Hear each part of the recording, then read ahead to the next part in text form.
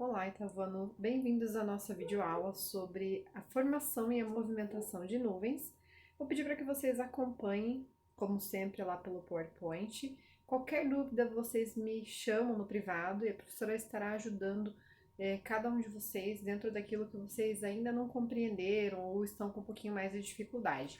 Pessoal, lembrando que toda aula a professora pede para que vocês façam um registro, então eu sempre vou bater na mesma tecla para que vocês não se esqueçam. Vocês precisam ter tudo registrado no caderno, o diário de aula tem que estar completinho. Caso a professora tenha alguma dúvida ou precise verificar o material de vocês, vocês têm tudo em dia, tá bom? Então vamos lá? Pessoal, para que vocês possam acompanhar aí, nós estamos na página 45. E aí, pessoal, quais são os fatores que influenciam na formação das nuvens? Então aqui eu coloquei os dois fatores. O primeiro, a topografia. O que é topografia? São os acidentes geográficos, como que se dá aquele terreno, quais são os relevos, ou enfim, como que é o relevo, como que se dá o terreno em si, as características daquele local. E a diferença de densidade e de pressão, vocês já viram na aula passada, as zonas de alta e baixa pressão e no que isso influencia no clima, né, na dinâmica climática. Aqui eu coloquei uma imagem, né, de algumas nuvens ali para ilustrar o tema da aula de hoje. E aí, queria fazer uma pergunta para vocês. Quero que vocês façam uma reflexão sobre isso. Qual o estado físico das nuvens? Como vocês sabem, né? Vou citar o exemplo da água. A água ela tem diferentes estados físicos: sólido, líquido, gasoso, e isso se dá ao grau da agitação das moléculas. E aí, gente, qual será que é o estado físico das nuvens? Então, isso aqui é muito comum de levantar pensamentos equivocados. Muitas pessoas se confundem com relação a isso que a professora está questionando aqui. Inclusive, se você digitar lá no Google estados físicos da água, sólido, líquido, gasoso, é comum de vocês se depararem com ilustrações colocando lá um copo de água como exemplo líquido, uma cubeteira de gelo como exemplo de sólido e uma nuvem como exemplo de gasoso. E aí que está o grande erro, tá? As nuvens nada mais são do que gotículas de água no estado líquido, gente. Então, atenção, as nuvens não estão no estado gasoso, estão no estado líquido. E quando eu falo isso, muitas pessoas vão lá procurar, vão lá pesquisar porque não acreditam. E eu não culpo essas pessoas de não acreditarem, porque muitas vezes elas aprenderam errado. Mas aí eu pergunto para vocês, o ar que vocês estão respirando, esses gases que vocês estão respirando, vocês estão enxergando? A resposta é não, né? Nós não enxergamos as nuvens? Enxergamos as nuvens, tá? Então as nuvens estão no estado líquido, são microgotículas de água ou gelo cristalizado, tá? Na maioria das vezes água. O vapor não é visível. E se a nuvem pode ser vista, é porque ela não é vapor. Gotículas de água podem sim flutuar no ar, basta que sejam pequenas.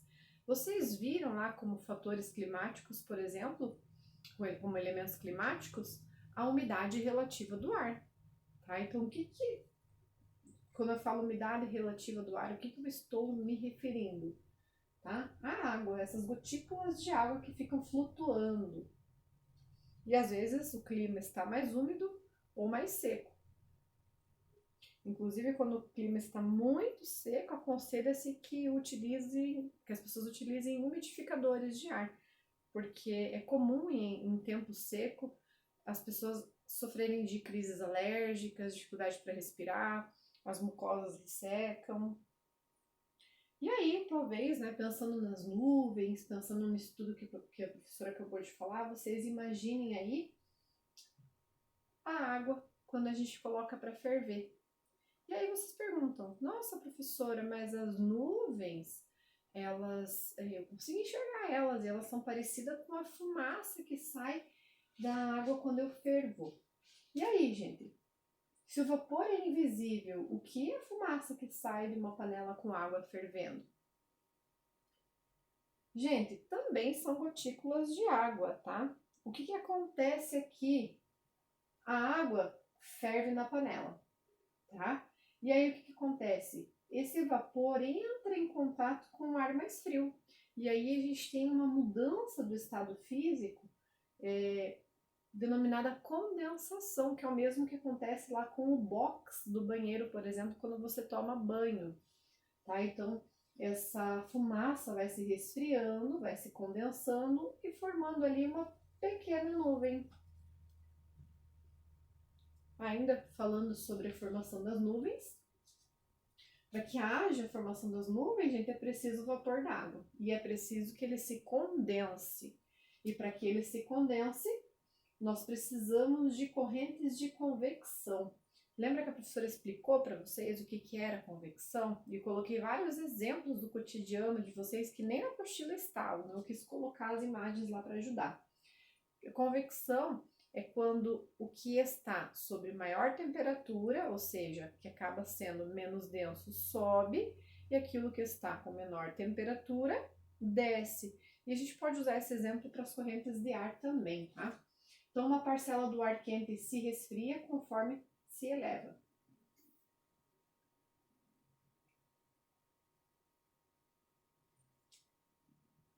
Uma superfície está aquecida por algum motivo, aqui um exemplo, tá bom? E aí esse calor vai subindo, porque como eu falei para vocês, a temperatura quente, né, o ar quente, ele é menos denso, então ele sobe. E aí formam-se correntes de convecção.